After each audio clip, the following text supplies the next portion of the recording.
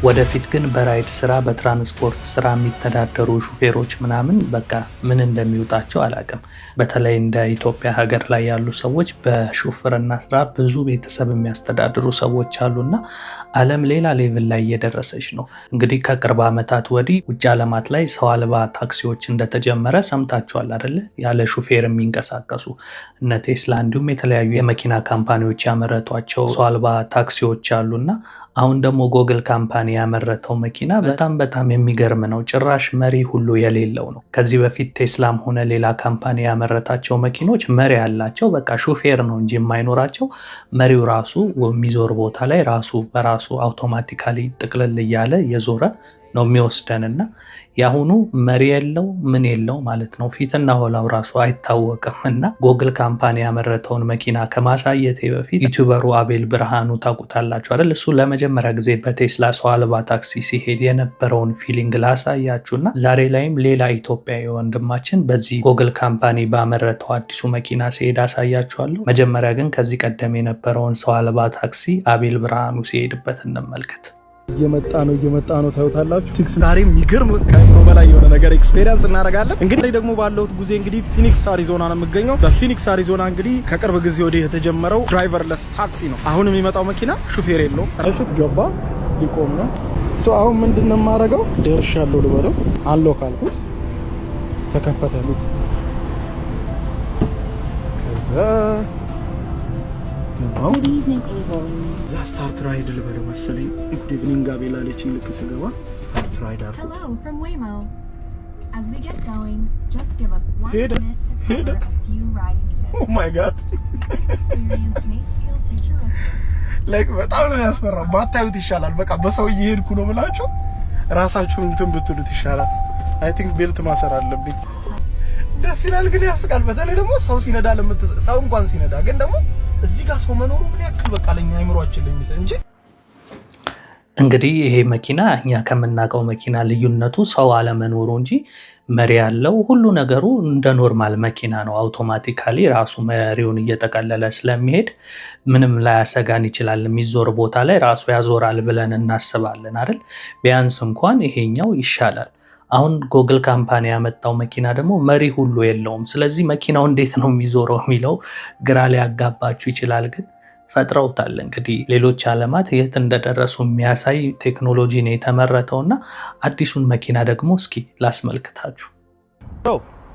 ይሄ የምትመለከቱት መኪና የጎግል አዲሱ ሰው አልባ ታክሲ ነው ወይም ሮቦ ታክሲ ነው። ዙክስ ይባላል። እንግዲህ እዚህ እኔ የምኖርበት ከተማ ውስጥ early access ላላችሁ ሰዎች ያው ፍሪ ራይድ መስጠት ጀምሯል እና ሰው መኪናው ይሄንን የሚመስለው በጣም ለየት ያለ ዲዛይን ነው ያላቸው። እንደምትመለከቱት ከወይሞ በጣም ይለያል የመኪና ዲዛይኑ።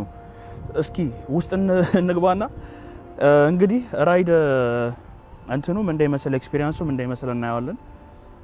በሩን ከከፈታችሁ በኋላ እንግዲህ መጀመሪያ ኤክስፒሪየንስ የምታደርጉት ውስጡን ነው። እንደ ኖርማል መኪና እንግዲህ እንደምታዩት መሪና ማርሽ የለውምና ውስጥ ስትገቡ በሁለቱም ሳይድ በኩል መቀመጫ ነው ያለው። በሩም እንደምትመለከቱት ስላይዲንግ ዶር ነው ያላቸውና እውነት ለመናገር በጣም ዊርድ የሆነ ሉክ ነው ያላቸው። ግን ፎር ሰም ሪዝን እኔ ተመችቶኛል። የመረጡት ዲዛይን በጣም ዩኒክ ነው። ላይክ የሰው አይን ውስጥ መግባት የሚችል ነገር ነውና እስኪ ውስጥ እንግባ። እስኪ እንግባና እየጸለያችሁልኝ ባይ ዘ ወይ ቤልት የለውም እንዴ?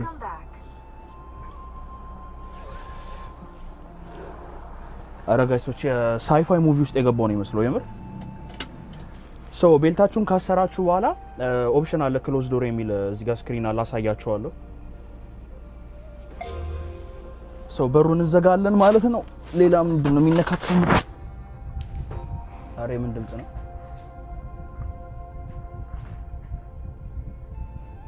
ኦኬ እስኪ አረ መንቀሳቀስ ጀምሯል። እስኮ አረ ግን ይለያል። የሆነት በጣም ደስ ይላል። ውስጥ ያለው እንትን እንዳልኳችሁ ነው። ይሄ ፊቸሪስቲክ የሆነ ፊልም ላይ ያለ አይደል የሳይፋይ ሙቪዎች ላይ ያሉት አይነት መኪና ነው ይመስለውና ደግሞ ፈጣን ነው። ቀስ ብለን ነዳ እንዴ እኔ አልቸኩልም። So መኪናው እንደምትመለከቱት ምንም አይነት ኮንትሮል የለውምና ላይክ the only thing መኪናውን ኮንትሮል ማድረግ የምትችሉት በእነኚህ ሁለት ስክሪኖች ነው። እዚህ ጋር አንድ አለ፣ በዚህ በኩል ደግሞ አንድ አለ። ሰው ሙዚቃ ምናምን መክፈት ከፈለጋችሁ የምትፈልጉትን ሙዚቃ ያስመርጣችኋል። ሰው የምትፈልጉትን ጀነር መርጣችሁ መክፈት ትችላላችሁ። እንዲሁም ደግሞ የቴምፕሬቸሩን አጀስት ማድረግ ከፈለጋችሁ ሰው ይሄንን እንደዚህ በመጨመር ወይ በመቀነስ እንደዚህ ቀዝቃዛ ወይ ሞቃታ ማድረግ ትችላላችሁ ማለት ነው። ሰው ከዛ ውጪ ምንም አይነት ነገር ስክሪኑ ላይ አይታየኝም። ለምሳሌ እዚህ ጋር ሆነን መውረድ ብፈልግ እዚህ ጋር መውረድ አልችልም። ቦታዬ መጀመሪያ የሞላሁት ቦታ ሳልደርስ መውረድ አልችልም እና ትንሽ አንድ ያየው ችግር እሱ ነው። ከዛ ውጪ ካሜራ አለ። ሰው ይሄንን ራይ በመጠቀሙ ጊዜ ሄልፕ ካስፈልጋችሁ ሄልፕ ሴንተሩ እንግዲህ በዚህ ካሜራ ነው ያየ አሲስት የሚያደርጋችሁ ማለት ነው። መኪና እስኪያልፍ ይጠብቅና ሴንሰራቸው በጣም ጥሩ ነው። አዎ እዚህ ጋር ፍሬን እንቅ አድርጎ ያዘ። ለምን እንደሆነ አላውቅም። እዚህ ጋር ተሻጋሪ ሴት ስላለች እሷን ሊያስቀድማት ነበር እለፍ አለችውና ያው ጉዞውን ቀጥሏል ማለት ነው።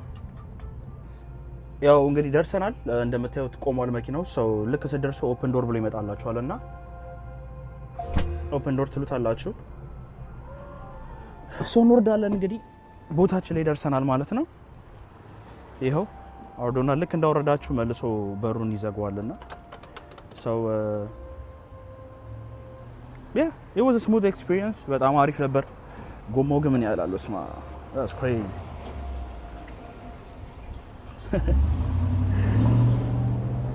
ተመልከቱት፣ 4 እግር ያለው ባጃጅ ነው የሚመስለው። ኤኒዌይስ ይሄን ይመስል ነበር። እንግዲህ እንደተመለከታችሁ ቴክኖሎጂ ሌላ ዓለም ላይ ደርሷል።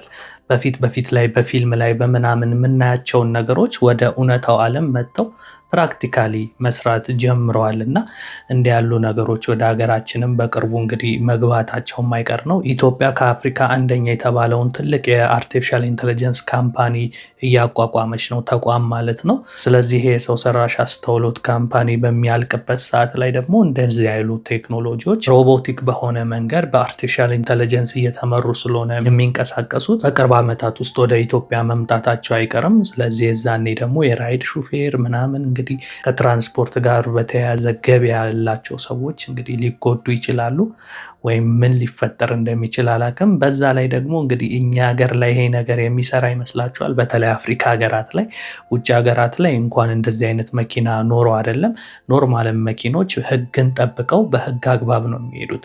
ከአንዱ መስመር ወደ ሌላ መስመር ለመቀየር ሲሞክሩ እንኳን ፍሬቻ አብርተው ወይም ደግሞ አስፈላጊ ከሆነ ብቻ ነው ቀይረው ወደ ሌላ መንገድ የሚገባው። ኢትዮጵያ ውስጥ ደግሞ ህግ ተከብሮ አይደለም የሚነዳው። እንደምታውቁት ቀድሞ ጣልቃ በገባ ነው። ጥልቅ እያላችሁ ነው ከዚህኛው መስመር ወደዚህኛው መስመር ዝም ብላችሁ ነው የምትገቡት። ትራፊክ ከሌለ ደግሞ እንግዲህ በመምጫው ሁሉ ልትሄዱበት ትችላላችሁ እና ከዛ አንጻር እንዲህ ያሉ ሰው አልባ መኪኖች መስመራቸውን ይዘው ቢሄዱም ከሌላ አቅጣጫ መንገዱን ስቶ የመጣ መኪና ላያቸው ላይ ሊወጣ ስለሚችል በእንደነዚህ አይነት ቴክኖሎጂዎች አምኖ የሚሄድ ሰው ይኖራል ብዬ አላስብም። በተለይ እኛ ሀገር ላይ ግን ወደፊት ያው ህጉም ምናምን ሲስተካከል የማይሆንበት ምንም ምክንያት የለም። ለማንኛውም እንዴት አያችሁት? በጣም ያስገረመኝ ቴክኖሎጂ ነው። በተለይ ሁለተኛው መሪ አልባ የሆነ መኪና በምን አይነት መንገድ ያለ መሪ እየዞረ እየሄደ እንደሆነ እንግዲህ እሱ ነው የሚያውቀው፣ ፈጣሪ ነው የሚያውቀው በሚል ይህን ቪዲዮ ሳየው በጣም ስላስገረመኝ ነው። እናንተስ በእነዚህ ቴክኖሎጂዎች ዙሪያ ምን አይነት ሀሳብ አስተያየት አላችሁ? እስኪ ከስር ኮሜንታችሁን ጻፉልኝ። ነገ ደግሞ በሌላ ቪዲዮ እስክንገናኝ የዛሬን በዚህ ያበቃለሁ። መልካም ጊዜ